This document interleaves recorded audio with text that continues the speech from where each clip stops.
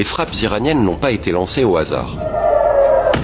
Elles ne sont pas un acte de provocation gratuite, mais une réponse calibrée, assumée et légitime face à une attaque militaire massive d'Israël sur le territoire iranien. Ce que beaucoup appellent riposte à Téhéran est vu comme une réaffirmation de la souveraineté nationale et de la capacité d'un État à se défendre contre une agression extérieure flagrante. Quelques jours avant les frappes iraniennes, Israël a lancé une opération militaire de grande ampleur contre plusieurs cibles stratégiques en Iran. Des centres de recherche nucléaire, des bases de lancement, des bâtiments abritant des scientifiques, voire même le quartier général des gardiens de la Révolution. Résultat, 70 morts, dont 9 scientifiques nucléaires et des hauts responsables militaires. Un acte que l'on peut qualifier, sans ambiguïté, d'acte de guerre prémédité.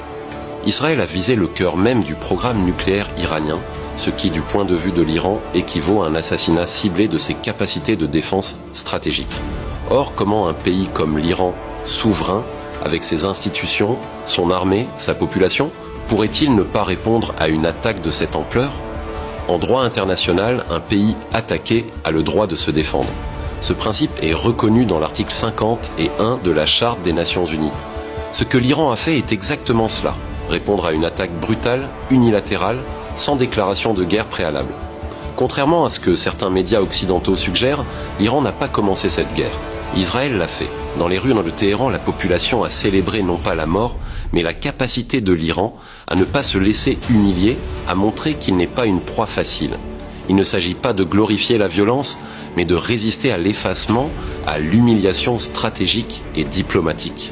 Les frappes iraniennes ont visé des installations militaires en Israël, notamment le quartier du ministère de la Défense et non des zones purement civiles. Il est vrai que certains missiles ont causé des dégâts collatéraux, comme la tour d'habitation touchée, mais cela n'enlève rien à l'intention militaire de la réponse. Ce sont les systèmes de défense israéliens qui n'ont pas réussi à intercepter tous les missiles. Cela montre que malgré les milliards investis dans le dôme de fer, Israël n'est pas invulnérable. Alors qu'Israël bombarde des scientifiques iraniens et des infrastructures essentielles, certains pays occidentaux, dont les États-Unis, se contentent de demi-condamnations, voire de soutien voilé. Pourtant, lorsqu'un pays comme l'Iran répond, on parle de provocation, de menace ou de déstabilisation.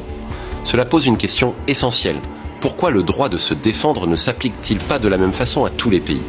Pourquoi Israël serait-il autorisé à neutraliser ses ennemis, présumés à l'avance, tandis que l'Iran, lui, devrait encaisser en silence ?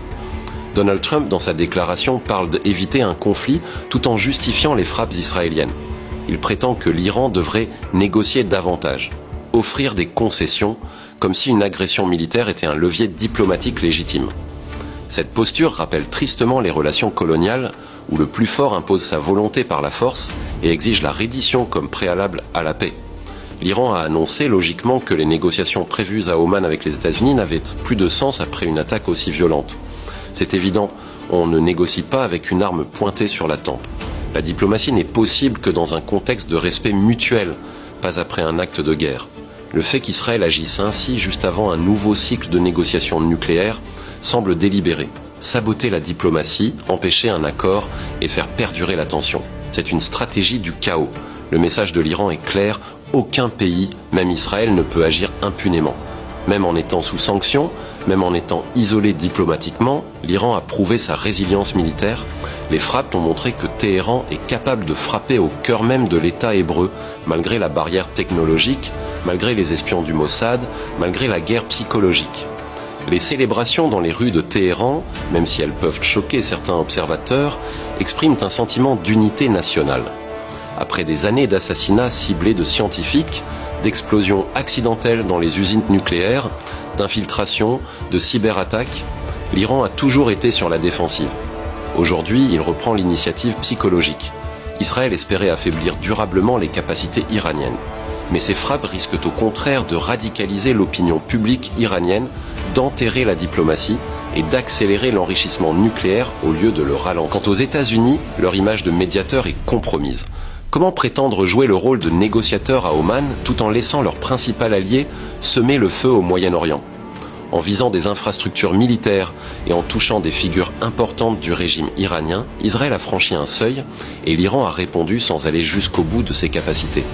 Mais si une nouvelle frappe survient, notamment contre des centres civils ou nucléaires en Iran, alors Téhéran pourrait mobiliser ses alliés régionaux, voire s'en prendre directement à des bases américaines ou à des pays complices. La situation est donc explosive. Mais l'Iran a pour l'instant montré sa retenue. Ce conflit met en lumière une question cruciale. Qui est l'agresseur et qui est l'agressé ? Loin des récits manichéens habituels, il faut reconnaître que l'Iran a répondu à une guerre ouverte lancée par Israël. Ce n'est pas une guerre de religion, ce n'est pas une guerre d'idéologie. C'est une guerre d'intérêt, de souveraineté, de survie géopolitique. Et dans cette guerre, l'Iran, attaqué, a fait ce que tout État souverain ferait, se défendre.